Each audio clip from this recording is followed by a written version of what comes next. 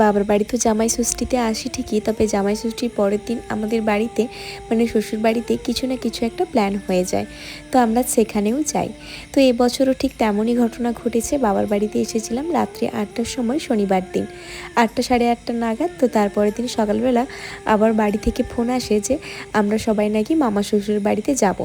তো তার জন্য আমাকে সকাল সকাল আবারও রেডি হয়ে চলে যেতে হয় বাড়িতে গিয়ে ঝটপট শাড়িটা পরে নিয়ে একটুখানি রেডি হয়ে নিয়ে আমরা সবাই মিলে রওনা দিয়েছি মামা বাড়ি যাওয়ার উদ্দেশ্যে। তো সবাই মিলে তো বেরিয়ে পড়েছিলাম ঠিকই, যেতে যেতে তো কিছু ফটো আর ভিডিও করতেই হবে। তার জন্য আমি ছোট্ট ছোট্ট ভিডিও ক্লিপগুলো নিচ্ছিলাম। আর আমাদের বাড়ি থেকে কিছুটা গেলে একটা সুন্দর মাঠ রয়েছে, তো এখানে গিয়ে আমার মনে হলো আমি একটু ফটো অ্যান্ড ভিডিও করি। তো ওখানে বর্মশে ফটো অ্যান্ড ভিডিও করে দিয়েছিল। তারপরে নদী পার বরাবর ঠান্ডা হাওয়া খেতে খেতে আমরা পৌঁছে গেছিলাম আমাদের বাড়িতে। ওয়েদারটা খুব একটা ভালো ছিল না, হালকা হালকা মেঘলা ছিল, যেতে যেতে প্রায় বৃষ্টিও চলে আসে। আর আমরা যেতে যেতে কতবার ভিডিও ফটো করেছি তার কোনো ঠিক নেই।